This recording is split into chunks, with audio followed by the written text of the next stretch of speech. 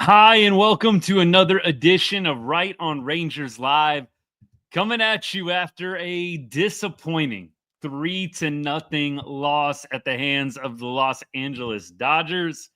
Not much to speak of in terms of offense in this one. Pitchers duel nearly to the very end. As billed, you had Yamamoto versus deGrom. I think most of us figured there wouldn't be the most runs scored in this one, but it's unfortunate that the Rangers are on the bad end of it. We're going to get into everything here in just a little bit. A slightly controversial ending. I don't know completely what to make of that call as I've watched multiple replays, but I do know one thing for certain, which I'll share in a little bit. But first, here Right on Rangers, we cover everything sports, but we put a big emphasis on all the teams we love from the great state of Texas, including the Rangers and especially the Rangers during MLB season. Thank you for choosing Right on Rangers for all of your Texas Rangers content. We're going to be doing some scoreboard watching here a little bit as well. The Dallas Mavericks playing tonight, also not necessarily having the best night, but there is a basketball game being played with playoff implications. Let's see how that goes. So we've got a number of different things to talk about. Of course, we're going to take all of your comments, all your questions along the way. Looks like 78-68 Grizzlies right now. 5:28 left in the third. So I'll keep my eye on that Mavs game, but we'll primarily lock in on Rangers. By the time we're done, I'm sure it'll be fourth quarter when it actually matters anyway. So here we go. First of all, let's talk Jacob deGrom. You know me, I'm going to start with the positive. We're going to go glass half full first. Then we can work our way into some of the things that continue to make me scratch my head. A lot of people, I felt like, slandering Jacob deGrom a little bit. And look, even coming into the season, you saw a lot of people, I think, really not valuing Jacob deGrom high enough. And I know that with the injuries Jacob deGrom has had over the course of his career, it's easy to put a negative label on him. I do think, though, very, very clearly, a majority of baseball fans forgot just how good this man actually is. And clearly, the home run that he gives up to Tommy Edman to begin the game ends up being a pretty strong difference. But nevertheless, Jacob deGrom was dominant tonight. Absolutely dominant. And you saw what you've seen from the past, decade with deGrom? Domination. I mean, look, the Dodgers hitters did not have an answer for him unless your name's Tommy Edman all night long. It was beautiful to watch and sad that Jacob deGrom gets no run support. Happened to him in Seattle as well, honestly. You had Jacob deGrom pitching, not his best, but it's not like the Rangers were scoring runs in Seattle for him either. You look at Jacob deGrom's box score, 7 innings pitched, 4 base runners allowed total. You had him striking out 7, only 1 walk, 3 hits. This is a gem tonight. And of course, the Rangers score 0 runs in the process. 0 for 5 with runners in scoring position. You had Jake Berger with 2 missed opportunities, wasting a double by Josh Young in the second inning, then wasting a double by Dustin Harris. Jake Berger had a pretty nice night the other night. So, it's just unfortunate. Baseball's that way. But back to deGrom, just gets no run support. He's not going to be the one that gets a lot of praise or glory tonight. But Rangers fans should absolutely be locking in on what we just saw. You were seeing like even reels coming out. I don't know if y'all saw this, but I was seeing reels coming out even, is Jacob deGrom washed? And I know I put out a reel posing the question. I don't think Jock Peterson is washed necessarily. It's not looking good to begin the season, but there were legitimately some people putting out reels. Is Jacob deGrom washed after 3 starts? 3 starts, and the man has not pitched a full season since 2022. And you knew there was going to be rust. You knew that Jacob deGrom was not going to come out and dominate the league from bookend to bookend. You knew that he was probably going to need a few starts under his belt to really look and feel comfortable out there. And for Jacob deGrom to shut down one of the best lineups in baseball, it just tells you all you need to know. It tells you all you need to know. deGrom is back. He always was here. He never had left. Few people were mistaken for what they saw in Seattle and what they saw as he began the season. But I think all the real ones knew deGrom needed a little bit of time, needed a little bit of an opportunity to get his feet wet, get back into a rhythm. And here we are, dominating one of, if not the best offense in baseball. Tommy Edman, man. Tommy freaking Edman. Feels like the Dodgers just got him for a bag of chips, too. Like, seriously. Tommy Edman, somebody that I had on my Dynasty fantasy team for a while. Love that guy, the versatility. Like 3 for 4 tonight was Tommy Edman with basically the game. Well, it was the game-winning RBI in the first inning to lead things off. You know, Jacob deGrom wishes he had that back. But one thing I can say with a lot of confidence, I feel great about deGrom moving forward. The offense, I'm not there yet. I am not there yet. The offense is killing me right now. I'm a little bit lost for words. I mean, I don't want to sit here and just go off forever and ever. And I feel like I've already done that in so many ways in previous post games. But the offense tonight, just absolutely terrible.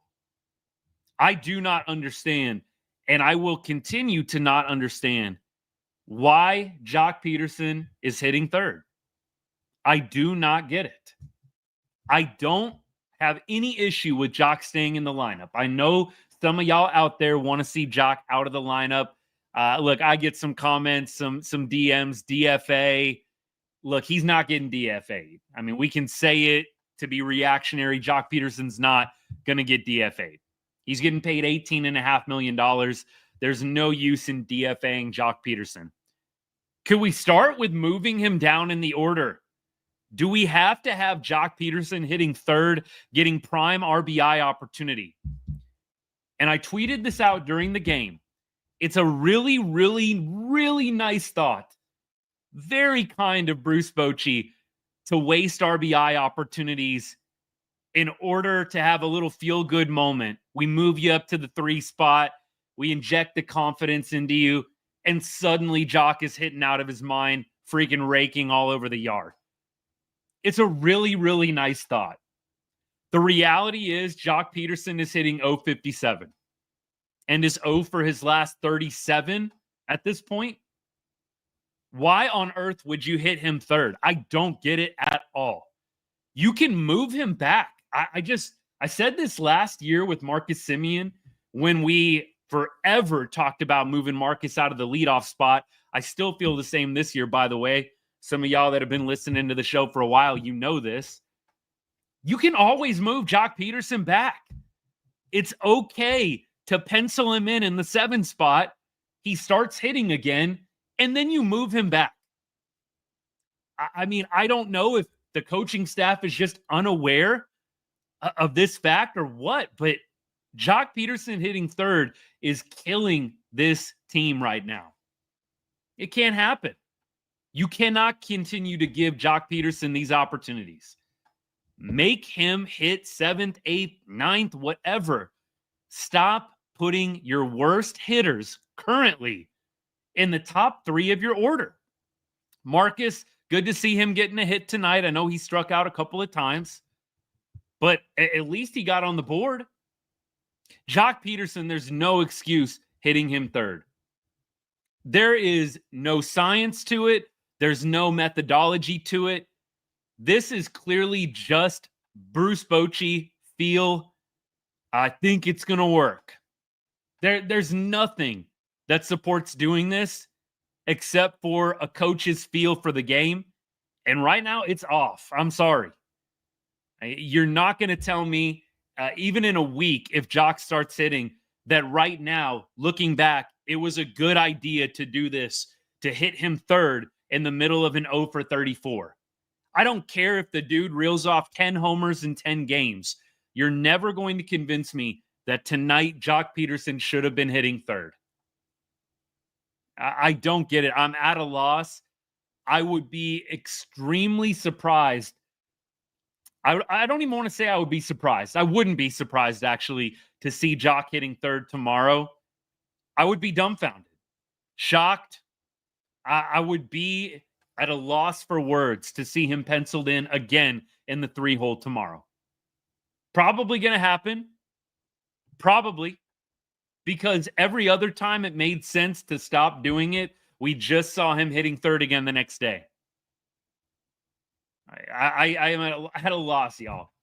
I really do not get that move. I have zero answers beyond just thinking Bruce Bochy is trying to do anything to get him motivated, to get him out of this funk, but it can't come at the expense of Jock having terrible at bats, striking out tonight. Didn't have the strikeout, put the ball in play. We'll give him that at least. But it's sad when the positives you have to pull out of a player's performances are they put the ball in play. Jock Peterson, huge opportunity. Seager, Simeon, second and third. When was that? Like the third or the fourth inning? And it's like, did you not think that Jock might have some moments like that where the game's on the line, you have an opportunity to take the lead there with the base knock? Did you not think if I hit Jock Peterson third, he might come up in some clutch situations? He's hitting 0 for 34. I don't get it, y'all. Do not get it. 0 for 5 tonight with runners in scoring position. Jock with 2 runners left on in scoring position with 2 outs. Jake Berger, same thing. So you have Berger and Peterson, 4 out of the 5 opportunities missed right there. Corey Seager with an error late. Wouldn't have mattered. The Rangers didn't score any runs. That ended up being pivotal. Hobie Milner gets a little bit of a raw deal. Really, Hobie coming into that game, and you saw this. I mean, really, you've seen this all year long. Getting the weak contact. I mean, that ground ball was not hit hard at all when Hobie Milner comes into the game. The throwing error by Seager, and then you get Mookie Betts to ground out, getting Edman to third. Then you intentionally walk Freddie Freeman, which I totally support at that point. You want to set up the double play. And then bringing in Sean Armstrong, interesting decision. I probably should get to comments and let y'all get to talking a little bit. Lord knows I could go off forever and ever after a game like this and just not even check comments. I could probably rail off an hour's worth of conversation just by myself with this game. Oh, my goodness, y'all. All right. Yeah, Hobie Milner, let's see. Walked Freeman, and then, yeah, Armstrong comes in. I would have rather had Hobie Milner stay in the 9th inning. Spoiler alert, I'll go off more on that. I would have much rather seen Hobie Milner pitch to Michael Conforto, Teoscar Hernandez. I would have much rather him just stay in the game.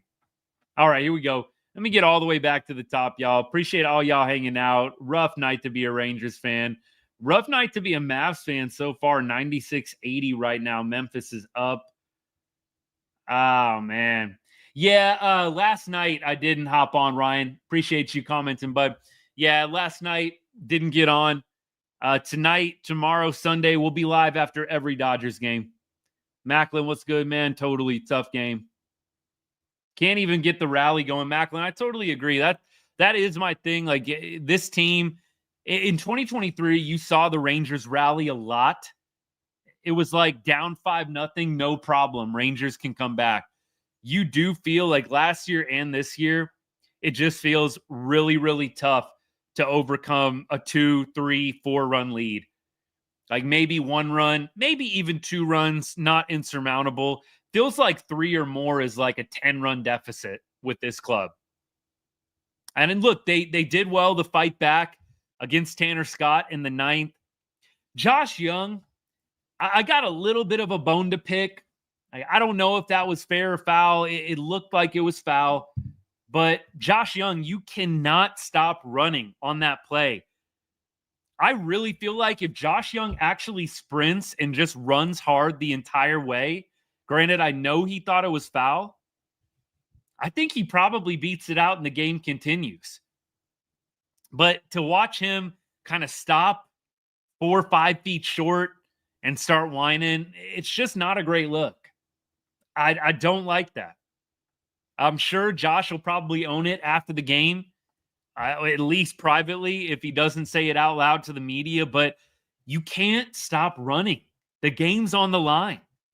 I'm sorry, anything close, bust your butt down the line and extend the game. You can't pout and expect the umpires to overturn it after the fact. That didn't sit great with me. I know it's a frustrating call. I'm a little bit old school with the hustle. Like, dude, just sprint down the line. You never know. The umpires will yell and scream foul if you need to stop running and go back to the box. So to me, can't happen. Josh Young has got to run that baseball out. I know it's a frustrating call. No excuse to stop 4 or 5 feet short of the base and start pointing and whining. Game's over at that point. You lost the game. The game ended because you didn't run it out all the way down the line. Maybe you could make the argument, maybe you want to go back and forth with me that he would have been out anyways. That looked to me like an opportunity, Josh Young, who runs pretty well, to be safe. I did not love that. Just not a great ending picture to the ball game, even if it was a foul ball. And if I'm being totally honest and not biased, it did look like it was foul. I don't know if it's something that, you know, is going to be nailed down perfectly with replay, any of that stuff. I don't know. I know the judgment call bouncing over the bag, that kind of thing. You got to run it out. Do not leave it in the hands of the umpires. Run everything out. It's like the batters that pull out of the batter's box when they're trying to call time. Y'all have seen that. I know you have. Guys trying to get time. Doesn't get the call and then just quits on the pitch. Hey, dude, you've got to keep playing. You can't count on the umps. Anyways, keep going. Yeah, Yamamoto throwing. Obviously, Yamamoto was awesome tonight. I would normally be content with saying we faced a really good pitcher and it just wasn't our night. Normally, I would be super content with saying that, but the Rangers' offense has been terrible nearly all season long. There's been some bright spots. There's been some nice moments. The Rangers' offense, by and large, has been terrible all season long. So it's hard for me to just write this off as we ran into a good pitcher. We've been making every pitcher look like a pretty good pitcher with a few exceptions. So I don't really love settling with the excuse of we faced Yamamoto. He's really good. I'm definitely more of the mindset. No, this hasn't been going great. It's kind of run of the mill, actually. So that's not disrespecting or taking away from Yamamoto. Don't get it wrong. Don't get it twisted. But the Rangers' offense has not been great. And so this is more of the same, regardless of who's on the bump. It's the boy Nate. I didn't even see this comment. You and I are like on the same wavelength. Comment is Josh Young should have never cried and ran down the base. Not saying we would have won, but who knows? Thank you. Josh Young, you have got to run down the line. I know I already went off on this, so I don't need to do it again. I couldn't agree with you more. You can't cry down the first baseline because you thought it was foul. And we've seen Josh do a little bit of crying. Like y'all remember when he struck out to end the game? It was a called third strike, and it was a strike. Sinker, painted at the bottom of the zone. Like Josh has got to lock it in better. The whining to end ball games, that strike 3 that he took, that was to end the game. Then he immediately whined to the umpire. It was a strike. And now, whether or not this was a foul ball, dude, you've got to run it out. The game is going to end if you get out on the double play. I'm sure Josh will probably own it, but nevertheless. Roki tomorrow. Yeah, Roki definitely had his downs to begin the year. Seems like he settled in a little bit better at this point. But yeah, Roki, he's had some good outings. Absolutely. It's definitely going to be, I think, another pitcher's duel tomorrow with Eovaldi on the bump for the Rangers. This is a lot of great pitching in this series. A lot of great pitching. So I'm looking forward to tomorrow's matchup. It is a new game tomorrow. Like a couple of y'all said, I know Natalie, I saw this comment. I hope Wyatt's back in the 3-hole tomorrow. Same. Wyatt Langford, it'll be nice to have him back. Roki, 3.29 ERA. Roki is still looking for his first major league win, huh? Did not realize that Roki still had not got that first major league win yet. Appreciate it.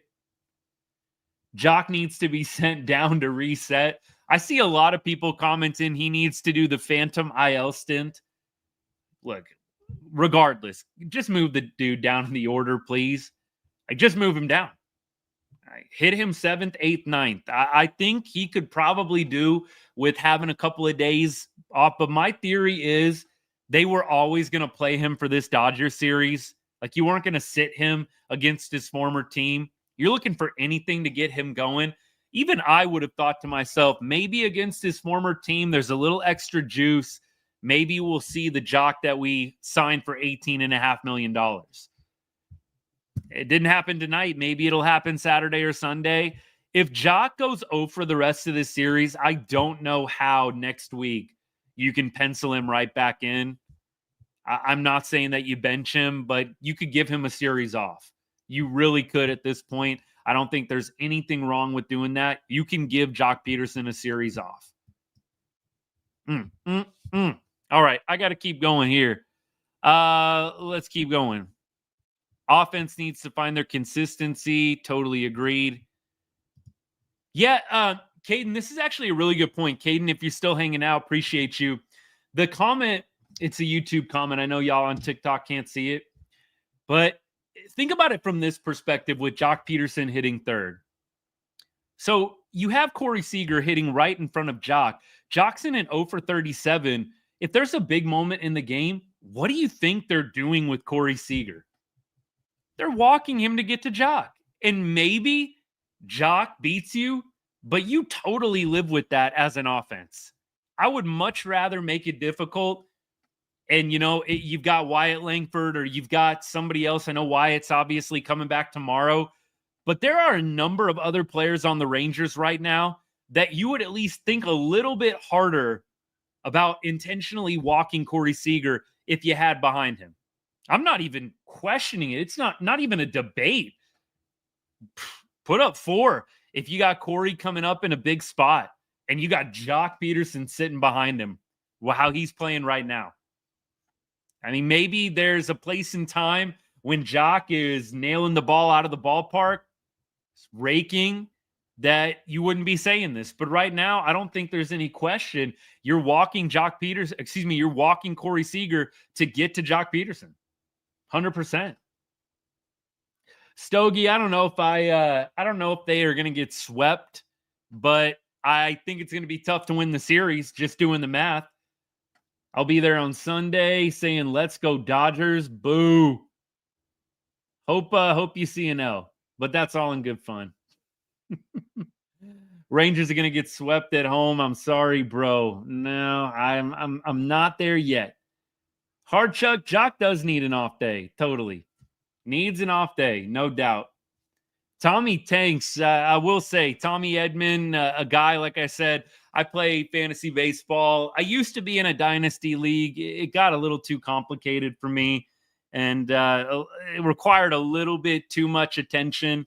Y'all know what I'm talking about. Some of these fantasy leagues, we had like a minor league system and like certain rules, how long you could keep players. It was confusing, and it just wasn't my cup of tea, although I do love the concept. I wish there was a little bit of a simpler way. Maybe it was just the league I was in. Anyways, had Tommy Edman. Loved having him. You could slot him in outfield, second base, shortstop. Dude played everywhere. And then the Dodgers get him for a box of rocks. Like, what a trade. They got Kopech and they got Edman for like basically nothing, felt like. We keep going. Dodgers, Hames, you saying Dodgers had a little bit to do with that? Cool. Hey, good for them. Maybe we can get the Dodgers hitting coaches to come to Arlington. What do we have to pay for that to happen? All right, we keep going. Send Jock to AAA? Yeah, I don't think he's going to. I don't think they're going to do that. You don't make any changes until 30 days. I couldn't disagree more. I don't think you got to wait a month and just watch guys play terrible before you make a change. I mean, look, maybe don't do it after 5 games. But look, it's been 20 games. You can start making some changes. It's really okay. Don't question Bruce. I will. Here's what I was going back and forth about with a couple of people. So all of y'all that are telling me to chill out, everybody that's telling me it's just been 20 games, trust Bruce, yada, yada, yada. We were saying these same things last year. I don't know how many times I got told in May, in June, when there were warning signs last year, dude, it's early. They got plenty of time. Trust Bochy. I love Bruce Bochy. I'm not sitting here as a Bruce Bochy hater. I'm not a hater of anybody on our team. I don't understand certain moves. I don't understand why certain guys start over others. That's part of being a fan. But there was a ton of people saying, don't worry, it's early. Last year in 2024, it never got better. I don't want to see 2024 happen again.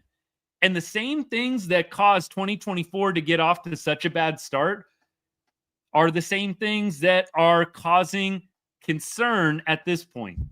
And y'all can point to the record all you want.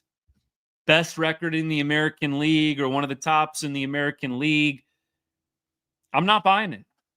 And I don't think that you have to sit around and do nothing just because you have a record over 500. The best teams, even when they're good, continue to upgrade. Look at the Dodgers. They won a World Series and then went out and spent, did they spend more than every other team in Major League Baseball? I don't understand the people that want to just sit around on their hands doing nothing with this lineup, pretending that everything's fine. I don't think it is. And after 20 games, I don't think that you have to say, yeah, we just need to give it 20 more before we make any strong opinions here. Not there at all. And we can say 162 games. Y'all realize like we're done with 10% of the season already. We're done with 10% of the season. Done. Over 10%. Like we're pretty close to 15% of the season gone at this point. You can say 162 games all you want. They got to make changes. They waited too long last year. We've got to mix it up. You don't have to start benching guys. But can we at least not hit an 0 for 37 guy third? Keep going. Yeah, Wyatt would have been nice tonight, Hard Chuck. I totally agree. Yeah, Junior, it does feel like they need a big bat. Wyatt obviously makes a difference, but I even think it'd be nice to have somebody beyond Wyatt. It's what we said a long time. What this offense is missing is peak Evan Carter. They really are. Evan Carter was what I felt like took this offense to a different level in the World Series year. The dude hit over 300 in the postseason. Had nearly a 1,000 OPS. Like peak Evan Carter is what this team is missing. If they could get that guy back, I don't think they need to add anybody. If they can't, I don't know if they're going to add a big bat at the deadline, but it sure feels like they could use one. I do hope that Harris has a continued role on the team. I'd imagine when Josh Smith comes back, it's probably going to be tough. You got Wyatt, who you can play in center. You've got Josh Smith in left. I think the plan is for Josh Smith to play tomorrow, by the way. I posted a video. Josh Smith said the plan is to play tomorrow. It's still hard to grip a bat without any discomfort, but it's something that he thinks he can play through. We'll see if it ends up happening. It didn't sound like it was like a lock, but I think the initial plan is for him to play tomorrow. Anyways, we'll keep going. Let's see. Jock is done like Taylor from the Dodgers. I hope not, but it's not looking good. Yeah, they did have a lot of chances, 100%. Why is Jock in the lineup? Because he's making a lot of money. That's the best answer. Y'all want to know why is Jock in the lineup? It's because he's making $19 million a year. And at some point, I'm not saying that that Chris Young and Fenstermaker and all the guys in the front office are egotistical, but at some point, You sign a guy for $18.5 million. You're not trying to bench him after 20 games, no matter how bad it is, because that's an acknowledgement that you were wrong and that you just wasted a lot of money. That's why I'm telling y'all he's not going to be benched for a long time. It would have to be dog days of summer, and he's doing this for a permanent benching. You could probably say move him down in the order with a lot of confidence. Getting benched, I don't see it. I don't think that they're going to bench a guy making the third highest amount behind Seager and Simeon, talking offensive hitters. I'm not seeing it, y'all. I'm not trying to burst the bubble, but not seeing it. Keep going. It flipped me down all the way to the freshest comments. So I'm trying to scroll back right now. My bad. And by the way, all y'all on YouTube, I'll definitely get to y'all. You know it. Just hang out for a little bit. We'll get to all the comments. You know how it goes. Walcott for DH. They're not going to do that for a long time. Walcott's, I'd be surprised if he is up this year. I just don't see it happening. There's nowhere to play him unless you're going to bench Simeon, unless you're going to bench somebody like that. You just have to play him in a weird spot at that point. I don't see it. Offense is crazy bad. Something has to change. Couldn't agree more. Sadly, Bochy has lost it with Jock, so I'm guessing he'll be in the lineup for a while. Yeah, I do think a big part of it is clearly you've invested a lot of money in Jock. I don't get why they're thinking moving him up to third was going to be the jump start. Move him down in the lineup. Let him hit in less pressure situations. You do get pitched differently at the bottom of the order. Maybe it'll be good for him. Keep going. Yeah, it was bad baseball by Josh Young, 100%. Can we win the World Series? Yes, but some of these dudes got to start hitting. It doesn't have to be everybody, but it can't be like this. We're still waiting for 7 runs to be scored in a game. Come on now. Tough way to end it, no doubt. deGrom's looking good. Yes, he is. A lot of people said he was washed after last start. Yeah, deGrom's not washed. He's going to be great this year. Made the best lineup in baseball look pretty human. And I do think the Dodgers have the best lineup in baseball. I know they didn't have Ohtani. Darn the luck. Congratulations, by the way, to him and his family. I know he stayed in LA, wife expecting their first child. Good for him. And as I said during the game, good for Rangers pitchers too. Congrats to Rangers pitchers as well. You don't have to face Shohei. Keep going. It was weird seeing Yates in a Dodgers uniform, Haley. I totally agree. Really weird seeing that, 100%. I don't have any faith in the offense because they don't give Evo run support. I think Evo is going to have to be really good tomorrow too. Like, I don't think that it's going to be a high-scoring game tomorrow either. Sign David Robertson. I wouldn't mind if they did. I don't know what he's asking, but I sure wouldn't mind David Robertson being back on the club. Yeah, Yates was always going to be too expensive. I know that he probably would have gone to LA anyways. It does still just peeve me a little bit that we did not even offer Kirby Yates a contract. Like, you didn't even see if he was going to take a little hometown discount. I don't know. Didn't even offer him a contract. Bruce needs to change the clubhouse demeanor and approach. It's so tough for me. And, you know, Colin, thanks for the comment, man. I've gone back and forth on this because the World Series year, it was just like, you know, the calm, the cool, the collected. And that was the mantra going into the playoffs, all the way through the playoffs. It was just like, hey, they never get too high. They never get too low. When you're not winning games, I just don't think it sits great. I know as a fan, I've got to fight it a lot. You just don't feel like this club has somebody that really is going to get in people's faces and light it up when it needs to be.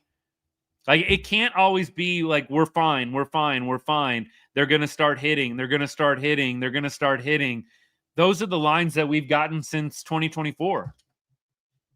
I know it's an odd year, and I know that there's still a lot of season left, but I think we're noticing some pretty obvious trends going back to last year. Felt like an away game. Did it really, Garrett? That doesn't shock me. You know, whenever the Yankees would come to Arlington, it felt like it was 50-50. I'm not shocked. The Dodgers got so many fans. I will pull up tomorrow. We'll be back tomorrow. Absolutely. Mr. Hustle. Mr. Hustle, Josh Young. My goodness. Yeah, Josh Young, what are you doing, dude? You know, this is like 2 times in the last week that you've ended the game, and immediately after the out has been called, you're whining. First time it was about a third strike call. This time he's not hustling down the line on a ball that could probably have been in either way, a 50-50 off the bat. Like, dude, you've got to just run. Put your head down and bust it, and then you wait for the foul call from the ump. Keep going. As a Dodgers fan, enjoyed your home broadcast tonight. Hey, Adam, appreciate that. Yeah, the home broadcast guys are good. They are really good. I do think that they do a nice job. They try, and I think they do a pretty good job of staying objective. Obviously, they're both fans of the Rangers. I mean, there's no denying that. But I do think they do a pretty nice job. I'd probably say I'd prefer our radio guys to the TV guys. That's not disrespect to the TV guys. It's just really a big compliment to how good our radio guys are. Proud Dodger fan here. Just want to say it was a good game. You guys did good. All love here. Hey, I appreciate that. There's really no hate from me towards fans of any other team. It's only when people start trolling and getting nasty that I fire back a little bit. But everybody's welcome here, man. I love it. I love it. We had Mariners fans in the chat during the last weekend series, right? During this last week, we had some Angels fans hop on. I love it. It's all good. We keep going. 2024 was derailed with injuries. Yes and no. I said it many times, but even with the Josh Young injury last year, we weren't like a Josh Young away from being good last year. I mean, we weren't. And I know Wyatt Langford, Evan Carter go down as well at different points. It didn't feel like our year even fully healthy. 10% isn't a lot, I guess. We're almost at 15 at this point. Like, it felt like that went by pretty quick to me. Mark, I don't know about you, bud, but like 10% gone, 10 more times of that, and the season's over. Feels like it went by pretty quick. Every time deGrom pitches, he gets no help. Seriously, he's probably like, am I back in New York right now? In New York, he won the Cy Young, it felt like, with a losing record. That was like what Jacob deGrom experienced pitching for the Mets. I feel bad for the guy. Really do. How are we feeling about Simeon? Yeah, look, he had a hit tonight. I personally would be a fan of him hitting 5th, 6th, Jock Peterson 7th, 8th. But with Smith out, I just don't think that you're going to be doing something like that. I think maybe when Smith comes back, you could toy around with it, but I have a feeling they're sticking with Marcus until May. That would be my guess. Yeah, Josh's thumb is hurting him. It's hard for him to get a grip. Says he can play through it. Keep going. Yeah, move him down in the lineup totally. Yeah, James, I think it was fouled too. Like, I think that ball was fouled too, the one that Josh Young hits. But to me, it doesn't matter. You've got to run out that ball. You've got to run it out. No excuse for that. Garrett was good, man. Hey, every fan's welcome. Appreciate you tuning in. Where's Berger's power? That's what I'm saying. That is what I'm saying. We need to get Berger going as well. I wish I would have gone to the game. Nick, I only really go to the away games out on the West Coast where I live. All right, all right. I bet Evan Carter would do better than Jock. Yeah, that would be an interesting competition. That really would be. All right, y'all. I'm going to do YouTube comments real quick. I know y'all have been hanging out like forever, so I appreciate it. Let's see. Do I think the Rangers bullpen will be an issue going forward? No, I think that we might be in a similar situation though with the bullpen last year. Y'all remember last year how we really struggled to find guys that could come in and keep a deficit where it was. So tonight it's 1-0. And you can't throw, Chris Martin, Garcia, Jackson. You can't throw those guys.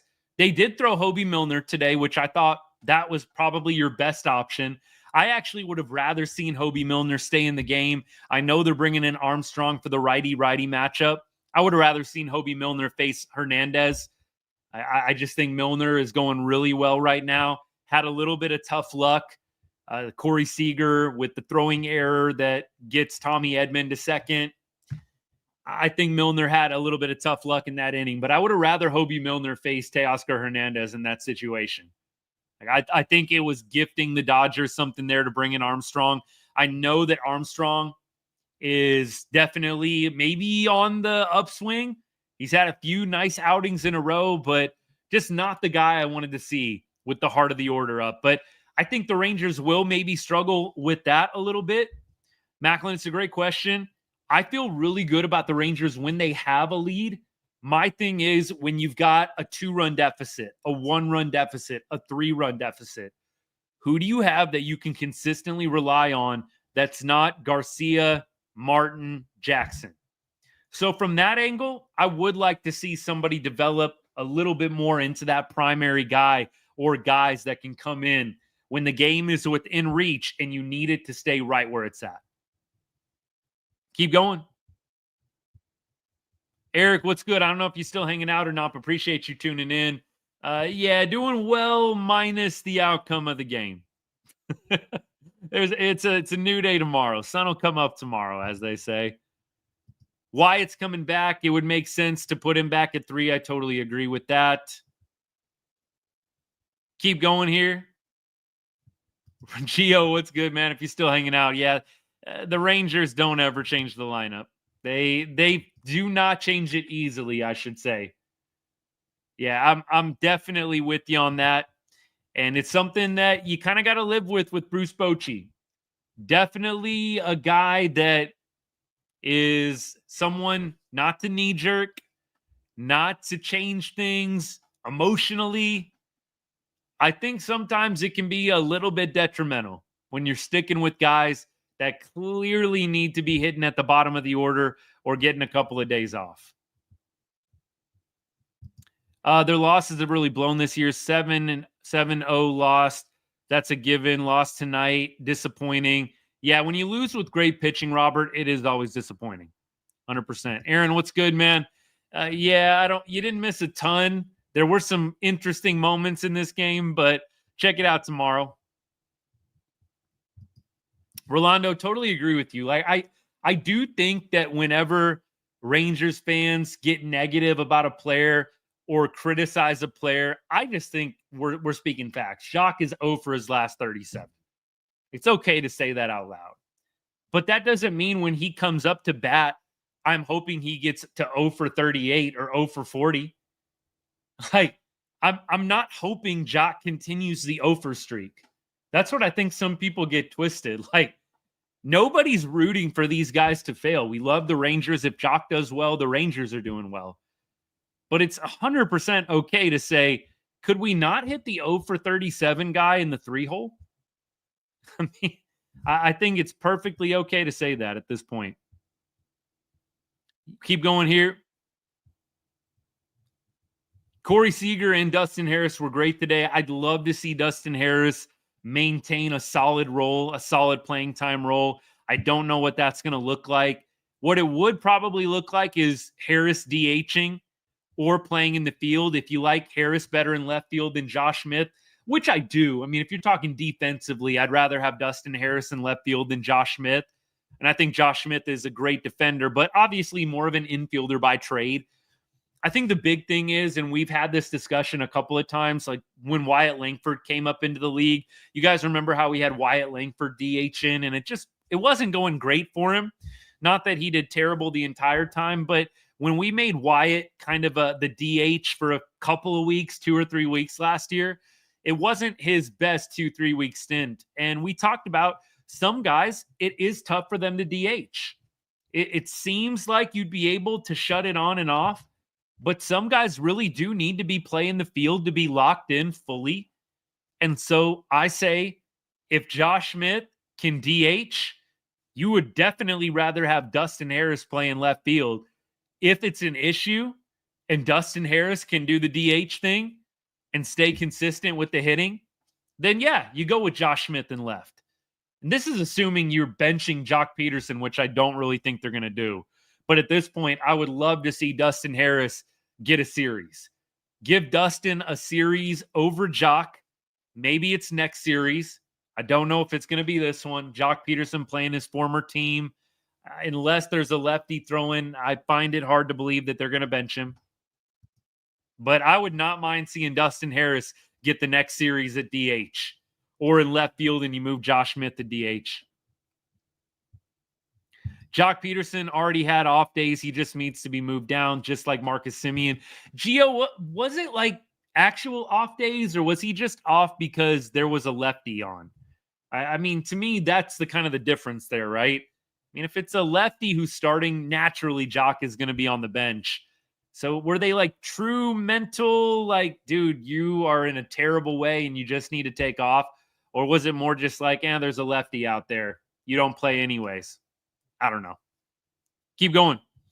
Rolando says, never understood the Jock signing for 18 mil. There are some people that really were cautioning against this. I wasn't one of them. I want to be honest. Y'all know when I make a bad take, or I don't want to say it's bad yet, I guess, because people like to remind me there's plenty of season left.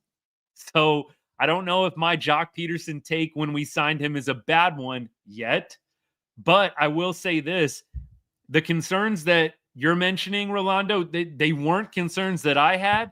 And I think in my mind, it's like we see so many right-handed starters anyways. Jock is going to be in there 9 times out of 10, it felt like. But it is a good point. When you are a guy that is primarily hitting against righties, getting benched against lefties, and you're doing this poorly, 18.5 feels like a big overpay for sure. Keep going. Wyatt leading off, followed by Seager. I've said it a number of times. What I'd like to see is a combination of either Smith or Langford 1-2, any order. Langford 1, Smith 2, Smith 1, Langford 2. I'd like to see Corey hitting third. I want to see Corey Seager up with more guys on base. I do not want to see Corey Seager up, and the only way he hits with guys on base are if 8, 9, and 1 are hitting in front of him and getting on. Like, just think about that, right? For Corey Seager to have guys on base, you're counting on the 8, the 9, and the 1 hitter to be on. Do you like those odds? I don't. That's why I'd much rather have Smith, Langford hitting ahead of him. Then you're counting on 9-1-2. And maybe the 9 hole gets out, but then you've got 1-2. I'd like to see Seager hitting third. I think it makes a lot more sense. I know that from a math angle, if you hit Seager 2, he's getting more at bats over the course of the season. But my argument would be he's getting more meaningful at bats if you hit him in the 3 hole. I don't love 8, 9, 1 are Corey Seager's chances at getting runners in scoring position opportunities. I don't think it makes a lot of sense. I know I'm not getting paid the millions like Bruce Bochy is, but I like my chances of Wyatt Langford and Josh Smith hitting ahead of Corey Seager, getting on a little bit better than I like my 8-9-1 currently. Keep going. Let's see what we got here. American League, Caden says, has not looked good to start the season, so having the best record is not saying much. I kind of have to agree. Like, you look at the NL, there's some really talented teams with good records. Like the Rangers record, I'm glad it is what it is. I think you can still 100% be concerned about the offense. The people that are kind of head in the clouds, yeah, we're 12-8. Dude, like have you seen what's going on? This isn't going awesome. The pitching has been phenomenal. The pitching I do feel like has been awesome. The hitting is not going super well. It's not. You don't need to sugarcoat it. You can just say it. It's not going great right now. Keep going. Gio, I agree. I do think having Josh Smith back in the order will make a huge difference. I really do. Good point. Last season, Dodgers beat us first game. Then we went on to win the next two. I do hope that happens again. Julio, I totally hope. I know we were in LA last year. I remember the first loss and then taking the second two. It was great. David Robertson was clutch in that series. Maybe we need to give him a call. We keep going. Jock better heat up when we play the Astros since he was talking a big game. Oh, you know the Astros fans are going to be giving Jock a ton of crap if he's still hitting like this and we go to Houston. Dustin Harris is better than Duran and Tavares combined. Feels that way right now. It really does. Let's play Harris, Langford, and Pilar in the outfield and put Garcia as the DH. Smith relieves Simeon here and there. Yeah, I think you got to keep Josh Smith in the lineup, Aaron. I just don't think that you can put him on the bench and just make him the relief guy. I think you got to give Josh Smith a permanent spot in the lineup. I hear what you're saying, and maybe you could make the argument that there's enough fill in to go around. Like Simeon gets a day off, Seager gets a day off, Josh Young gets a day off, left field gets a day off, DH spot gets a day off. Like there might be some truth to that, but I'd probably rather Josh Smith have at least a spot he plays at a majority of the time, whether that's DH or left field. I mean, look, if anybody can do it, not really have a set position and still hit well, it's Josh Smith. But I would rather him not be the guy that does not have a consistent role at all. By the way, Mavs just lost. I saw 120-106. It was never really close. Looked like Anthony Davis was laboring, playing hurt most of the game. Got to give him a lot of love and credit, but Mavs season finally comes to an end. Oof. We'll see what happens in the offseason. I am very curious to see what goes down with that franchise in the offseason. What comes out, because not all those players are probably going to be back.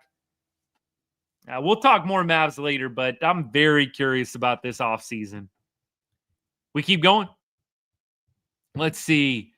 It's like our plan when we get to 3 balls is just to swing at the next pitch. Yeah, the at-bats have not been great, and it looked like there was a lot of chasing going on tonight. Yamamoto does have filthy off-speed stuff, filthy breaking balls, but it did look like there was a lot of chase tonight. I will say A's look bad now with how Dustin Harris has been playing and was thrown in as a player to be named later for Mike Minor. Hey, I'm with you. I think Dustin Harris is looking really, really solid right now. I think he's got a long-term role with the franchise. When you think about it, Adolis Garcia, we don't know if Dolly is going to be around forever, right? Dolly's got, 1 or 2 more years left? A couple more years, this year and next year, and then club control is over. So Dolly's not, I don't think, going to be a long-term staple. I don't think they're going to give Dolly a big contract. I think Dolly is going to be here for 2 more years, and that's it. I would be really shocked if the Rangers shell out big-time cash for Adolis Garcia. I think if you consider that, Dustin's definitely got an opportunity. And then you think about Evan Carter. Is he going to get back to form? Dustin Harris could easily slide in and take the spot that Evan Carter presumably was going to have to go into the season. Now, you do have some guys down at AA like Osuna, who is an outfielder that absolutely might have something to say about Dustin Harris getting more of a long-term role with the club. But I do absolutely think he has a very legitimate, solid chance, Dustin Harris does, to be a long-term fixture in the Rangers outfield. Caden, yes, Dustin Harris, he was taking reps at first base in batting practice 3 or 4 days ago. So my point was, I think on Wednesday night, my point was, Jake Berger, look out, man. If Berg is not hitting, you've got Dustin Harris, who's played first base in the minor leagues. Throw him in there, especially if it's a right-handed starter. Throw Dustin Harris in there at first base if Jake Berger is not going to be a consistent hitter for you. Another situation where I really do feel like ego is going to get in the way a little bit, and you're going to see them stick with Berger for a while. Not that Berger is costing a lot of money, but you traded away Nate Lowe, fan favorite Nate Lowe. You traded him away, and big time locker room guy as well. You bench Berger for Dustin Harris for any extended period of time. Don't know how well that's sitting. That being said, I would not mind seeing Dustin Harris get a little time at 1B if Jake is not going to hit well and play a good role in the lineup. Excuse me. Which of these objects are used in touchdowns? These are the verifications I got to do on TikTok when I go over an hour. All right, y'all. They do need to bench Jock for a couple of games. I know some of y'all are telling me they've already done that. They've only done it because there's a left-handed starter. It's not like they benched him for a series. Dude, just take the series off. That's what I think they need to do. And then when you bring him back, hit him 7th or 8th. Please. Please. All right, let me get back to TikTok. Yeah, Foscue doesn't do well when we call him up. No, he doesn't. He does not. Why is Jock not in AAA? You're paying him way too much money. Adoli's got to go. Yeah, I know a lot of y'all don't want to lose El Bombi, but the reality is with Adolis Garcia, he's going to command a huge contract here in a couple of years. He is. And so with that, I really don't think that he is going to be the long-term guy. I think Dustin Harris, Osuna, those are the guys that they're going to want to fill those roles. Evan Carter, first and foremost, right? I think they really want to get Evan Carter back to form. But if it ain't Carter, it's going to be one of those two dudes, Harris or Osuna. Jesse, appreciate that. Love this hat. Sad they're going away from the Peagle and the City Connects currently. But apparently all of MLB is rotating it out. So who do I got in the NBA Finals? Good question. I mean, it's not a unique pick, but I got to go Celtics in the East. And I'm thinking this is a tough one, man. This is a tough one, but I'm going to go Warriors. I'm going to go Celtics Warriors rematch. I don't know. Steph and Jimmy, it feels special to me. I know a lot of people love Luka and the Lakers. I'm not actively cheering against Luka. If Luka ends up doing well, I'll be happy for him. I don't love the Lakers. In fact, they're probably my least favorite team. Like, I just being real, y'all. Probably my least favorite team. Luka had to go to the one team that I probably dislike more than any other. But if he wins a chip, I'll be happy for him. If they don't win, a part of me will be happy as well. So I'm going Warriors Celtics. Warriors Celtics. How about that?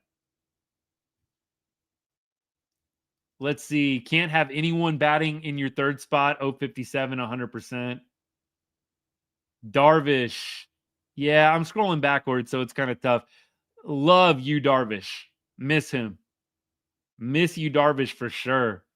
If the bats don't improve, do we look for hitters that break? Maybe. But there's so many guys that should be hitting well that aren't. It's almost like you go out and get somebody, you've got to trade a starter away too. I mean, maybe I don't know what that looks like, but that's almost what it feels like for me. Like you want to go and trade for a bat that's going to be in your starting lineup. Almost feels like you've got to go ahead and trade away a current starter in the lineup to make it work. OG Ranger with wash over now, or am I wrong? If the bats don't improve, do we look for hitters that break? Junior, tell me more, man. I'm sorry, on the fly, I'm not getting your comment. I think City Connect could bring back red with the theme. Los Diablos Tejanos. That'd be cool. That would be actually kind of cool, Matt. I don't know what they'll do. I'm interested. I do like bringing back the red. I was actually out. Wife needed to do a little shopping, and we were going by one of the lid stores, and I saw that classic red Rangers hat. I'm like, man, how do I not have one of those classic red Rangers hats? Like, think late 90s, early 2000s. I loved that red Rangers hat. 100%. I miss the red jerseys too, Haley. I really do miss those reds. So that red Rangers hat that I saw at the store today, I'm like, first of all, I couldn't even believe out here in Las Vegas that they had that hat there. And this was actually a pretty nice sized lid store, but it just made me miss the red jerseys all over again. 100%. Let's see. Matthew, what's good? If Young gets hurt, you could fill Berger or Smith at third, Harris at first. 100%. That could work. There's a lot of guys. There's a lot of guys that you could probably fill in different roles at this point. It's a good problem to have. The main issue is you've just got a lot of veteran guys that the team's invested in that are struggling. And so to bench them is not like a small deal. That's where we're at. Jock is going to be moved down in the order before he gets benched for sure. CY did say he wasn't going to waste any time fixing this team. Caden, expand on that a little bit. What was the quote, if you can get a little more specific? Rangers with Ron in charge are way better than the Rangers now. Well, I'll say this. I love Ron Washington Jr. I love Wash. The only thing, and it's a pretty big thing, is that the Rangers with Bochy actually won the World Series. The Rangers with Wash, I loved, and I thought Wash, and I still think Wash is a really outstanding coach. It's hard to argue with what Bruce Bochy did in 2023. I do get frustrated with Bochy. Last year, a lot of people, including me, did the "in Bochy we trust" bit, even when things were going bad, and it never got better. This year, just being real, I'm a little bit more on the aggressive mindset approach. We trusted that it was all going to work out. The offense was going to come around in 2024. Guys were going to start hitting, get out of their slumps. It never happened. I'm not really wanting to do that again this year. So I think that's why I'm a little bit more of the mindset that I am, which is let's make changes. We tried to pretend like it was all fine for 2 or 3 months last year before finally in June or July, they decided to move Marcus Semien out of the one spot and try something new. I just want to see something get started a little bit earlier in terms of change when you're seeing very similar trends as what you saw in 2024. Keep rolling. Appreciate all y'all. Armstrong is not good. Yeah, I'm not a big fan of what I've seen from Armstrong so far this year. I thought that he was maybe going to be one of the more reliable guys. I did not feel great when they subbed on Armstrong in a pressureful situation for Hobie Milner. I would have much rather Milner faced Hernandez and you roll with the guy that had a 0 ERA up to that point. You just roll with it. So I did not love that move. I know they're going righty on righty, but I didn't like it. Caden, this is good. Did anybody else get upset, Caden says, that they were showing Woodward on TV? Reminded me of terrible times. Look, Chris Woodward, God love him. He was in a new role, never had been a coach before. And that was at a time when the player manager was very trendy, very hot. And I just think he was not the right guy for the job. I don't think that he had enough experience. It was a lot of the analytics push at that point. You're going with a lot of information coming down from the front office and the analytics department. And Chris Woodward is kind of the cool former player that's going to share it with all the players that are on the roster. And you kind of take away a little bit of the vet feel and experience. Some teams want that. It didn't go great with Chris Woodward. I did bring up Woody on the show probably about a week ago. I didn't realize he was back with the Dodgers, but I did find that out about a week ago. And I just thought to myself, good for him. I'm glad he at least landed on his feet, and is still in the game coaching.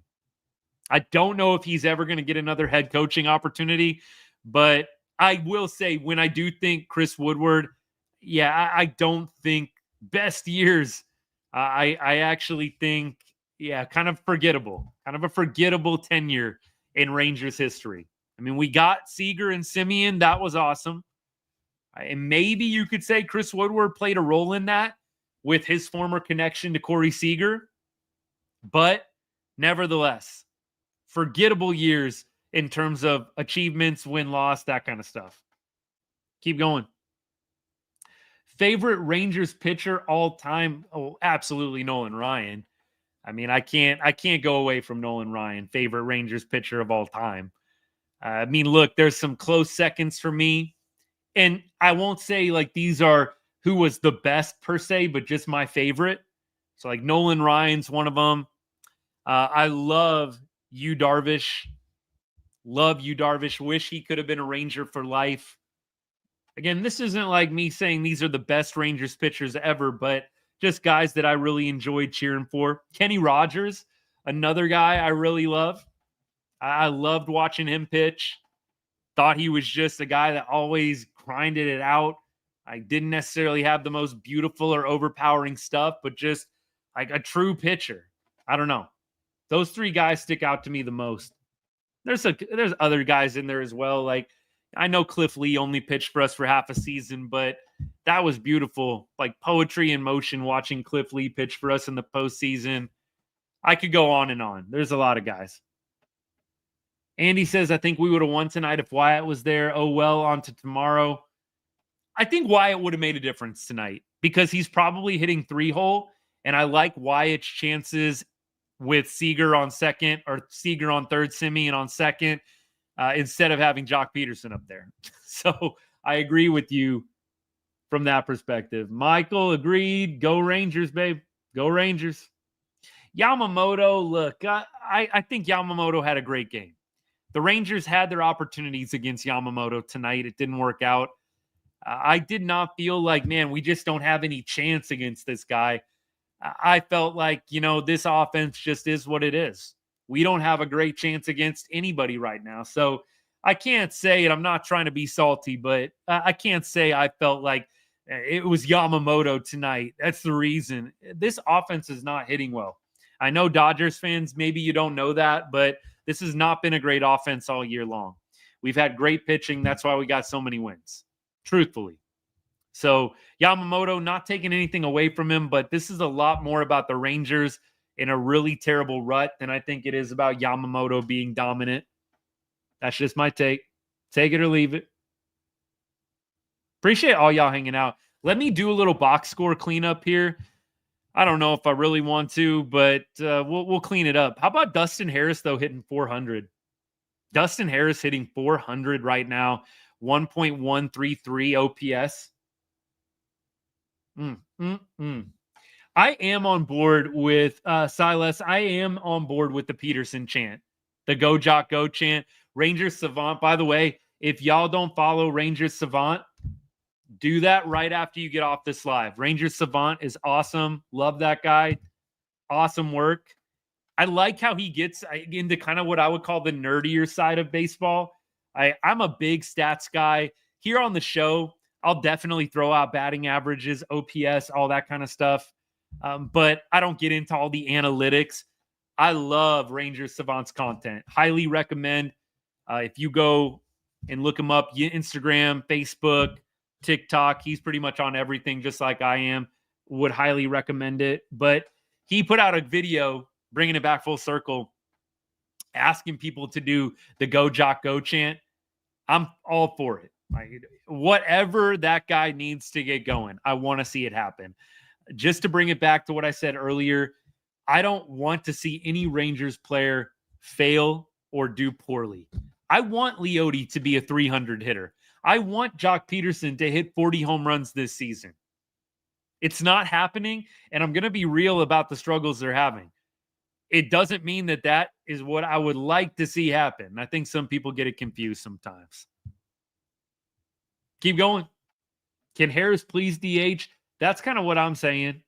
what I'd like it to move towards at this point. I am shocked that Jock struggles too.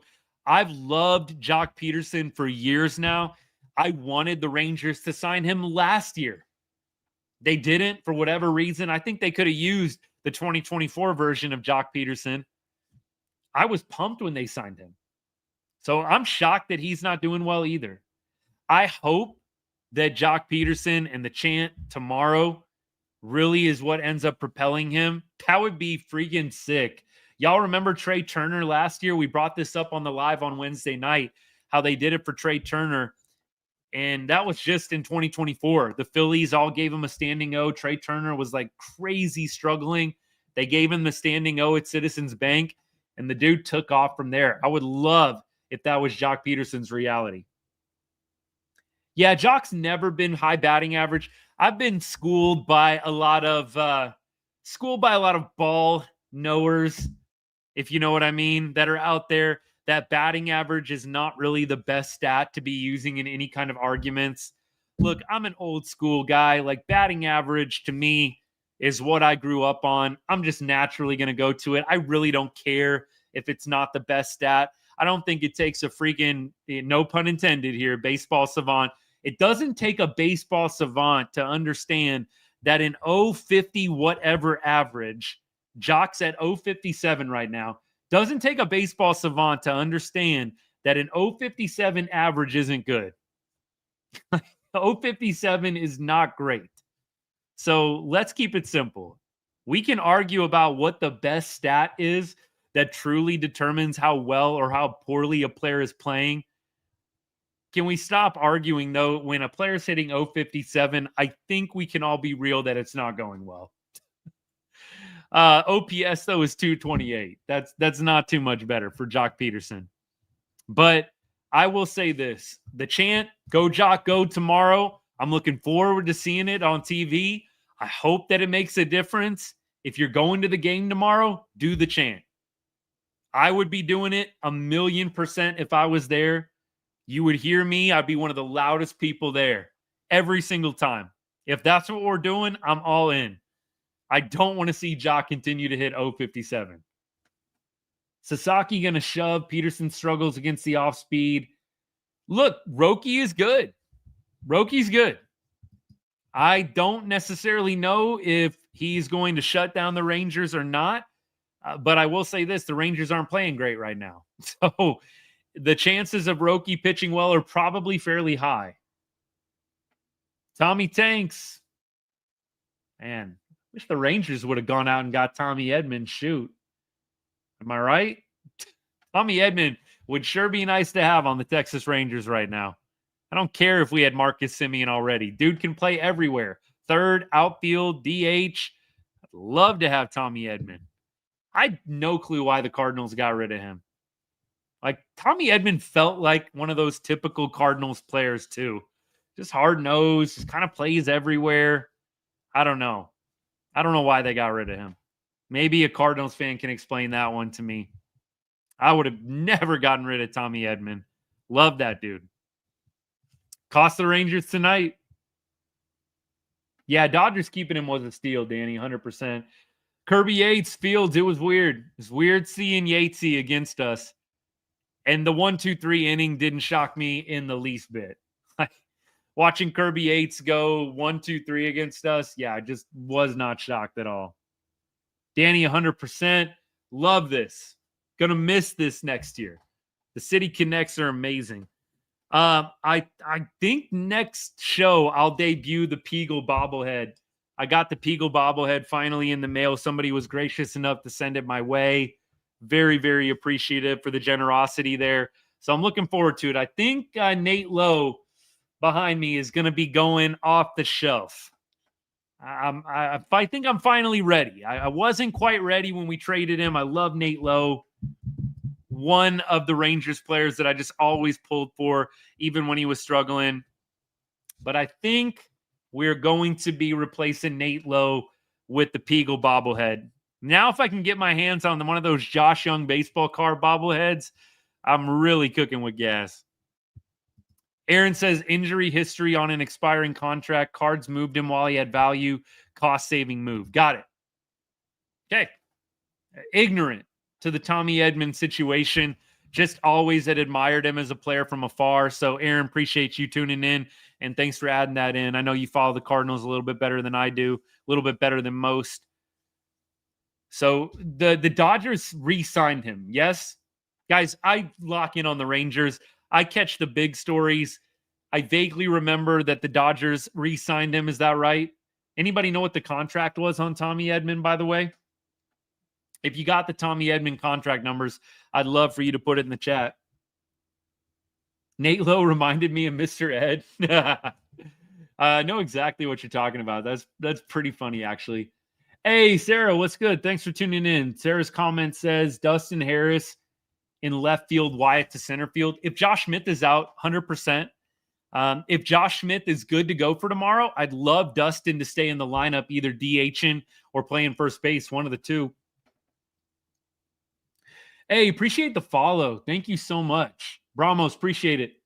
I know a bunch of people have followed too. Thank you to everybody that's followed during the live today. Means a lot. We got over 6,000 earlier in the week. I guess we're going up to 7K. I think I'm over 6,100 now. Y'all are killing it. Thank you for all the likes. Thanks for sharing. Seen a couple of y'all share the live since we went. Hey, keep growing this great group of people we got talking ball, talking Rangers baseball. And I love that we get fans coming in from other teams too, going back and forth. It's great. It's why I started this, honestly. So I love it. I love it, y'all. Appreciate you guys. Jock's 5 for 70. All I know is he's 0 for his last like 37 or 40 or something crazy like that. That's all I know right now. Shoot. Tomorrow's a new day. I'm glad that we're back. Glad that we're back to the Saturday during the day. You can kind of get right back into it. You don't got to wait till the following evening. Hey, Mark, appreciate the gift, man. Thank you so much. Mark says Jock has 3 hits. Yeah, I thought 5 sounded generous, and I'm not trying to be a troll, but I thought 5 hits for Jock sounded a little bit generous. Mark, appreciate the gift again, man, by the way. Thanks so much. Very generous of you, sir. Hope all these Dodgers fans come back in here tomorrow after we win. Julio, that is the energy I needed right now at the end of a tough night, man. After a tough loss, I need that energy. And look, I thought everybody was being pretty respectful. I've had it a lot worse. If y'all are ever in here when I'm doing my football lives, like for the Longhorns or the Cowboys, some of y'all know it gets heated pretty quickly. I feel like we're all pretty respectful in here. At least like a little bit of trash talking that's like lighthearted, though. It's not like straight up rude and nasty, man. Some people be getting personal like really quickly when it comes to football. I don't know. I haven't seen anything too egregious with baseball yet. Can we get a moment of silence for the Mavs? Absolutely. And we're done. The Mavs, man. I love the Mavs. I do. Mavs, boyhood team, childhood team. I'll always cheer for the Mavs, but trading Luka. I'm such a big Mavs fan and such a big diehard that I was trying anything to convince myself that the trade was going to work out. Like I was like, Kyrie, AD, it's going to be all right. We might have a shot this year. And I know the Kyrie injury just didn't help things. But more and more as time goes on, I hate the trade increasingly as time goes on. I get less over it the more I hear about it. So I am absolutely on the page of terrible trade, and I would not mind seeing a change in the front office at all.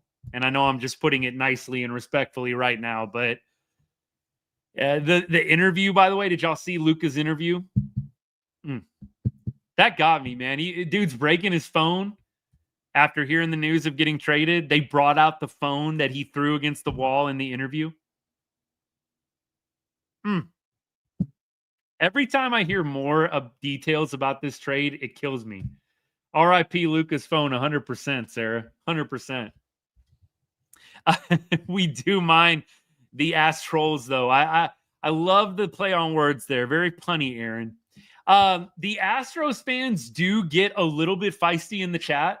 So all y'all that are new to the channel, you got to make sure you come back for the Silver Boot series anytime we're playing the Stros, because I handle the trolls pretty well.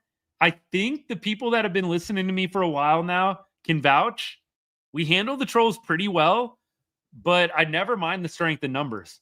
In fact, we will get random Astros fans trolling in a meaningless series to them. We're playing like the Brewers, and you got an Astros fan coming into the chat.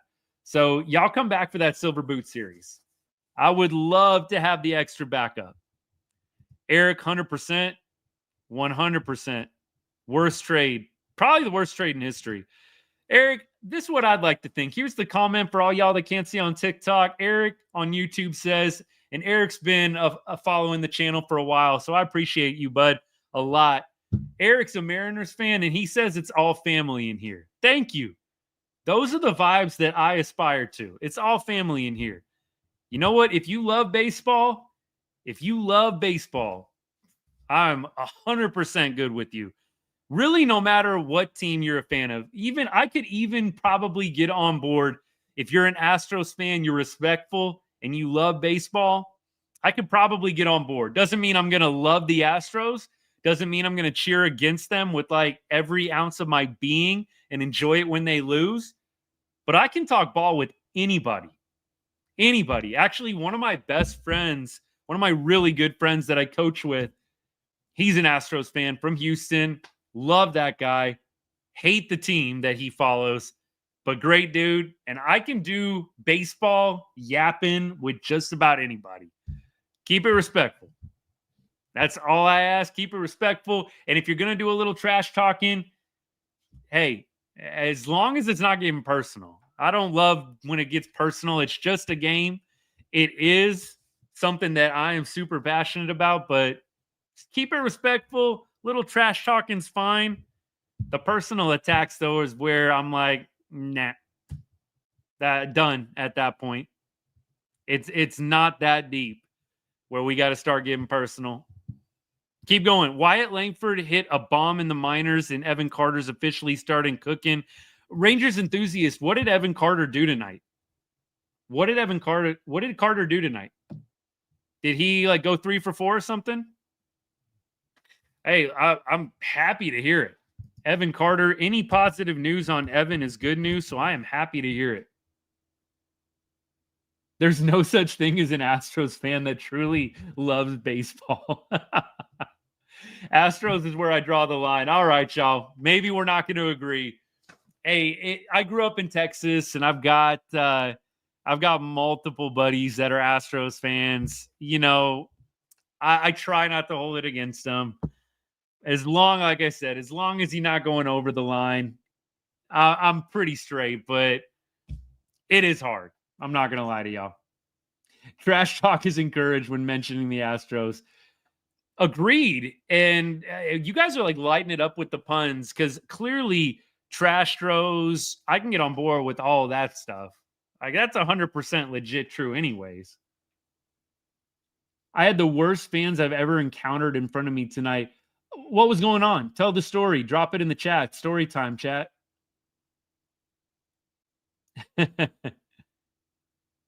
Shohei's unborn baby almost hitting as much as Jock. Jeez. That's pretty good. We see. What do we got?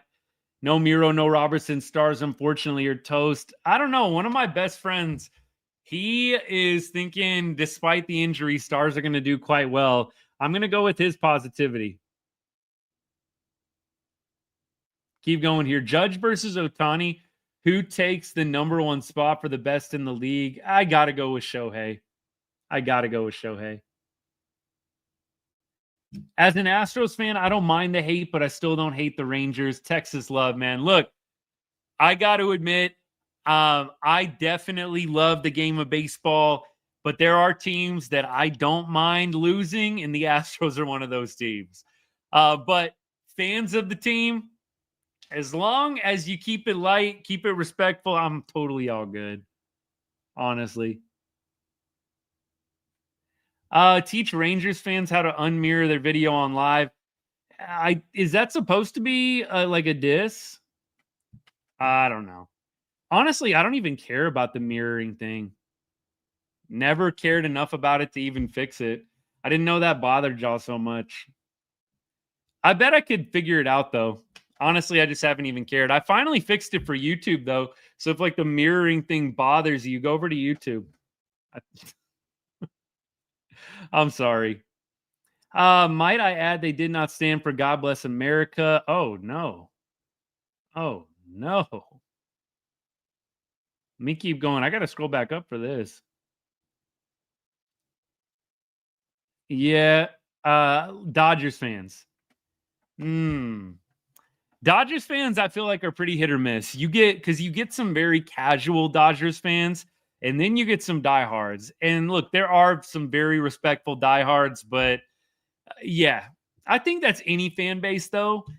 I gotta say, it's been a while since I've seen any kind of nonsense going to a Rangers game from a Rangers fan, but clearly I'm biased.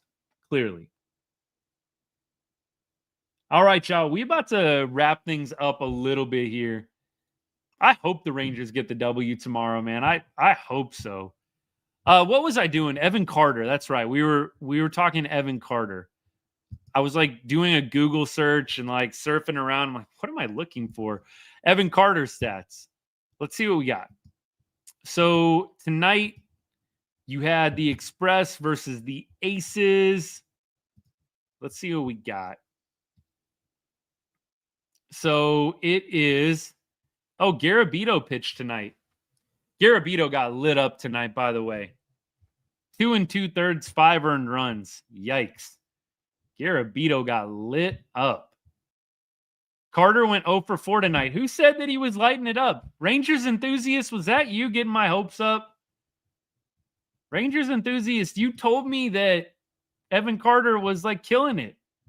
Dude went 0 for 4 with 3 Ks. Come on now. Yesterday he was 2 for 5 with a double, but today 0 for 4, 1. Okay, all right, all right. Appreciate the clarification. No, I'm just giving you a hard time, bro. No worries at all. No worries at all. I want Evan Carter. Y'all know how I feel. I've talked about Evan Carter a million times. I would love to see that dude go on a tear and make it back up to the big league soon. Please. I would love there to be more high-scoring games for the Rangers, Gio. Way more entertaining. Way more entertaining. Natalie, I think you're right on Garver starting out slow in 23. Are you talking about the DH thing? We were talking about how some guys, like DHing just doesn't suit them. Remember, that was Garv Sauce's deal. Like, he couldn't DH. Like, he had to play catcher in order to hit well. And I think he finally kind of came into it. Mark, appreciate the gift, by the way. Thank you so much, man. You're awesome. Thanks for the generosity. Really appreciate it. Yeah, Garver, he like needed a couple months to get into it, I'm pretty sure.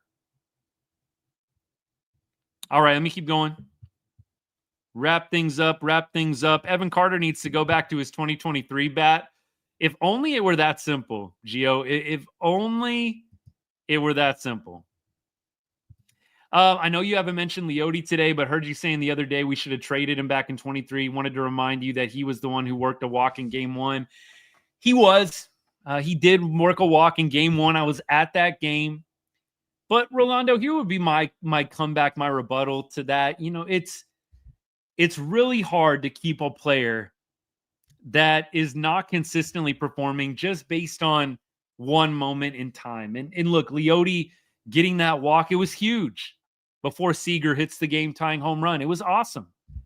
But I don't know if we can, in 2025, say to ourselves, well, at least he had the walk, so we can forgive him for being bad for the last 2 years because at least he walked. I definitely hear your point, and I don't think that it's at all not notable. That was a huge moment for the Rangers. Leote gets that walk. Seager hits the game-tying home run. Rest is history. But I just don't think after 2024 and even going into 2025, how long can you hold on to that? You can't keep paying guys for what they've done in the past or keeping guys around for what they've done in the past. You have to evaluate based on the now and the most immediate future. I do think that Leote at this point, I would have traded him in the offseason. Don't know why they didn't, but it is what it is at this point. Do I think Josh Young or Josh Smith is a better player? Great question. Right now, it feels like Josh Smith to me. Long term, I'd almost probably rather go Josh Young if you're asking me like who's going to have the better career. Who's better right now? If I'm just going gut reaction, it feels like Josh Smith. Feels like Josh Smith. All right, y'all. I don't think that tomorrow we're going to have a lot of numbers for Roki. We haven't faced him at all. So there's really nothing we can do for the preview for lineup matchup tomorrow. But let's see what Evo's numbers are against the Dodgers hitters. But we're not going to have any numbers against Sasaki, obviously. Betts is hitting 294 and 17 ABs. Conforto is 1 for 11. Freeman, 278 and 36 at bats. Teoscar Hernandez, 375 average with a bomb in 16 ABs. Freddie has 1 home run off Evo as well in 36 at bats. Muncy is 0 for. Miguel Rojas is 4 for 5. My goodness. Rosario is hitting like 4 for 18. So not a lot of great numbers against Evo. Freeman, Hernandez, Betts, like decent, nothing crazy. We'll see what happens. Leote's walk is not the reason the Rangers won. It's not the reason they won, but it is a reason why they ended up tying the game, and it was definitely a big catalyst, no doubt.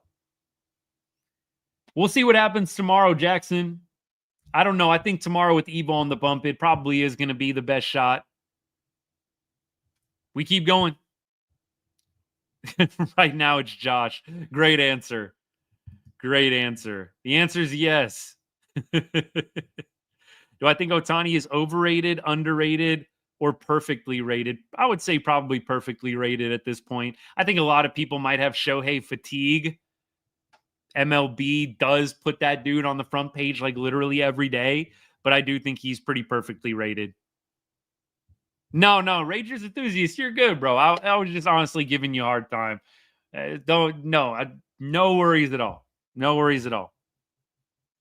Bench Leote, Langford, Adolis, Dustin, and Pilar. That would be ideal. And then maybe Josh Smith DHing. I think that's got to be the plan. Trade Duran, Chapman. Trade Duran. I wanted to trade Duran and Leote last summer and the summer before. We've hung on to him for whatever reason. I don't know. All right, y'all. I got to hit the road. It's getting late here. Hour and 35 minutes. Woo! This got to be one of our longest lives ever. That's okay. We had a lot to talk about tonight. We're going to go ahead and we're going to save the rest for tomorrow afternoon, hopefully after another Rangers win. Let's get a win tomorrow for Evo. This offense got to step up. So tomorrow's game is at 1 o'clock. Tomorrow's game is at 1 o'clock for me, 3:05 if you live in Texas. So we'll go live pretty immediately after the game tomorrow. Looking forward to that. Hopefully Rangers can bounce back. Offense can pick up a few more runs than tonight. Wouldn't be hard to do. 0 runs on the board for the Rangers offense. It's a new day tomorrow.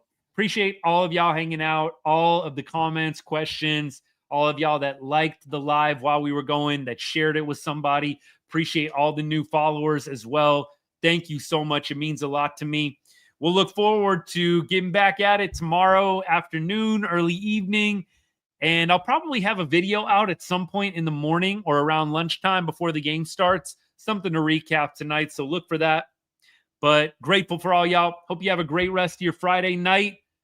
Hopefully we can get 2 more wins and get another series. It's not impossible. Going to be tough against a team like the Dodgers, but not impossible. Let's keep the faith. Have a great rest of your Friday night. A good Saturday tomorrow if I don't see you. And as I always say to end every show, God bless and go Rangers.